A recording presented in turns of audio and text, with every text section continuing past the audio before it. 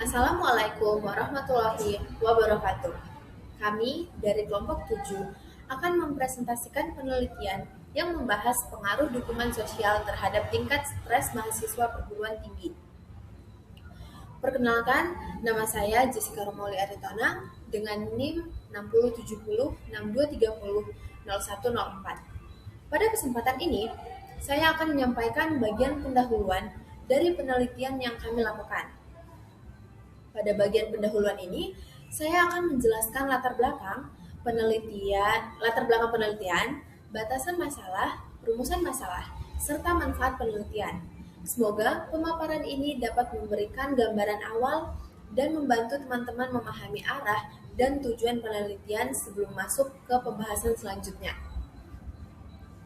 Mahasiswa perguruan tinggi dihadapkan pada berbagai tuntutan, baik dari sisi akademik maupun sosial, seperti banyaknya tugas, tekanan untuk berprestasi, serta penyesuaian dengan lingkungan dan peran baru. Kondisi tersebut seringkali menimbulkan stres. Jika stres tidak dikelola dengan baik, hal ini dapat berdampak pada kesehatan mental, konsentrasi belajar, dan prestasi akademik mahasiswa. Salah satu faktor yang berperan penting dalam membantu mahasiswa menghadapi stres adalah dukungan sosial, baik dari teman sebaya, keluarga, maupun lingkungan sekitar. Dukungan sosial dapat memberikan rasa nyaman, bantuan, dan perasaan diterima sehingga mahasiswa memiliki kekuatan dalam menghadapi tekanan akademik. Beberapa penelitian sebelumnya menunjukkan bahwa semakin baik dukungan sosial yang diterima mahasiswa, maka semakin rendah tingkat stres akademik yang dialami. Oleh karena itu, penelitian ini penting dilakukan untuk melihat pengaruh dukungan sosial terhadap tingkat stres mahasiswa perguruan tinggi, terutama di tengah perubahan dan tantangan akademik yang terus berkembang. Penelitian ini dibatasi pada beberapa hal, yaitu fokus pada analisis hubungan dan pengaruh dukungan sosial terhadap tingkat stres mahasiswa perguruan tinggi. Dukungan sosial yang dikaji meliputi dukungan dari teman sebaya, keluarga, serta orang-orang terdekat. Selain itu, subjek penelitian ini adalah mahasiswa aktif yang terdaftar pada perguruan tinggi tertentu. Rumusan masalah dalam penelitian ini mencakup beberapa pertanyaan, yaitu bagaimana tingkat dukungan sosial yang diterima oleh mahasiswa perguruan tinggi, bagaimana tingkat stres yang dialami oleh mahasiswa perguruan tinggi, serta apakah dukungan sosial berpengaruh secara signifikan terhadap tingkat stres mahasiswa perguruan tinggi.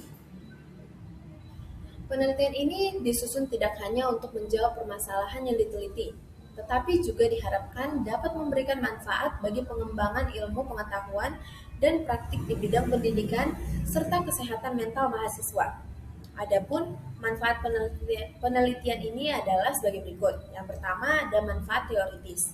Penelitian ini diharapkan dapat menambah referensi dan pengetahuan ilmiah mengenai hubungan antara dukungan sosial dan tingkat stres pada mahasiswa, serta memperkuat hasil penelitian sebelumnya yang membahas topik serupa. Yang kedua, ada manfaat praktis. Bagi mahasiswa, penelitian ini bermanfaat untuk memberikan pemahaman tentang pentingnya dukungan sosial sebagai salah satu cara dalam mengurangi stres akademik. Bagi perguruan tinggi, hasil penelitian ini dapat digunakan sebagai bahan pertimbangan dalam merancang layanan konseling, program dukungan teman sebaya, serta program yang mendukung kesehatan mental mahasiswa. Sementara itu, bagi peneliti selanjutnya, penelitian ini dapat dijadikan sebagai dasar atau acuan untuk mengembangkan penelitian lanjutan dengan variabel maupun metode yang lebih beragam.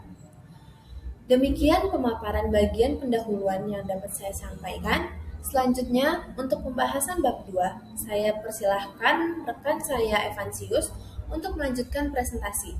Terima kasih atas perhatian teman-teman. Wassalamualaikum warahmatullahi wabarakatuh. Halo semuanya, perkenalkan, saya Francis Rafa Simbolon. Di sini akan menyampaikan kajian pustaka dari artikel kami yang berjudul Pengaruh Dukungan Sosial terhadap Tingkat Stres pada Mahasiswa. Stres sendiri dapat diartikan sebagai interaksi transaksional di antara individu dengan lingkungannya. Individu yang mengalami stres menilai beban yang dilampauinya melampaui kemampuan copingnya dan berakhir mengancam kesejahteraan dirinya. Kondisi ketegangan ini muncul ketika seseorang merasa bahwa tuntutan eksternal yang dihadapi jauh lebih besar daripada kemampuan internal untuk menanganinya. Dalam lingkup pendidikan tingkat tinggi, ketegangan ini sering disebut sebagai stres akademik yang bersumber dari proses pembelajaran. Sejalan dengan hal tersebut, Barsali dan rekan-rekan menjelaskan bahwa stres akademik adalah kondisi saat mahasiswa mengalami tekanan akibat persepsi terhadap tuntutan akademik yang dianggap gangguan karena ketidakmampuan untuk memenuhinya. Oleh karena itu, stres yang dialami mahasiswa tidak hanya berupa reaksi fisik semata, melainkan melibatkan penilaian kognitif yang kompleks terhadap situasi akademik yang sedang dijalani.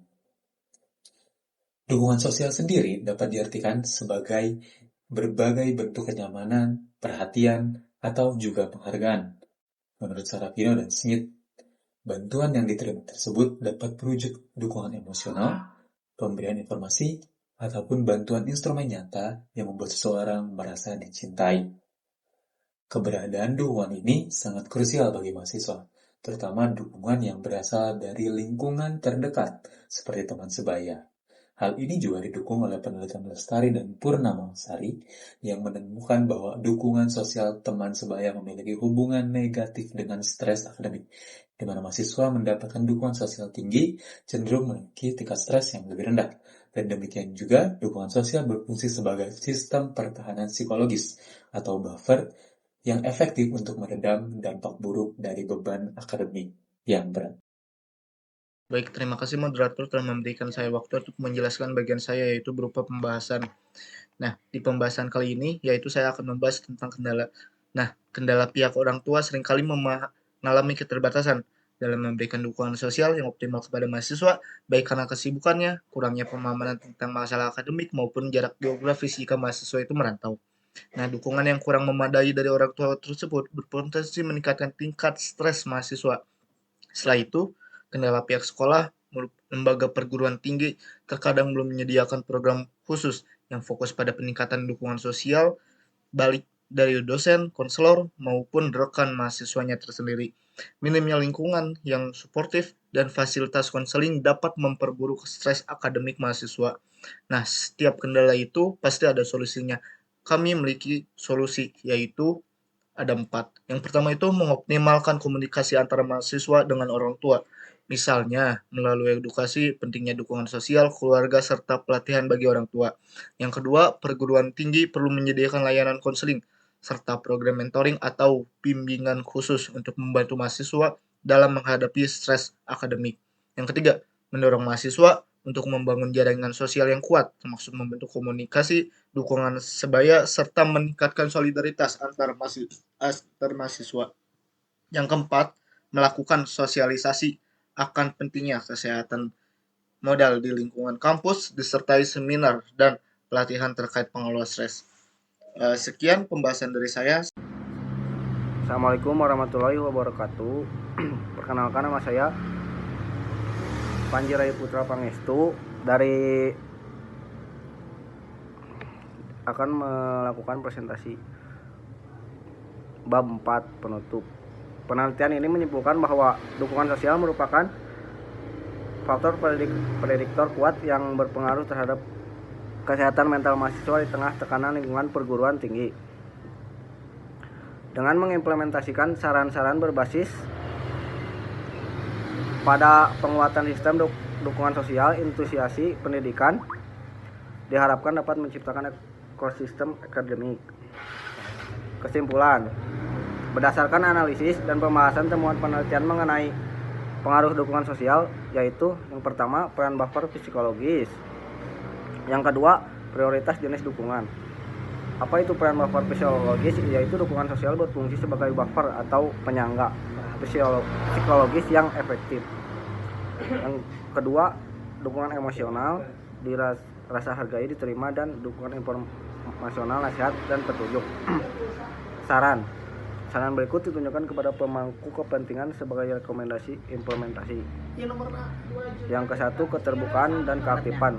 Yang kedua, peningkatan keterampilan atau coping. Terima kasih. Sekian dari saya. Wassalamualaikum warahmatullahi wabarakatuh.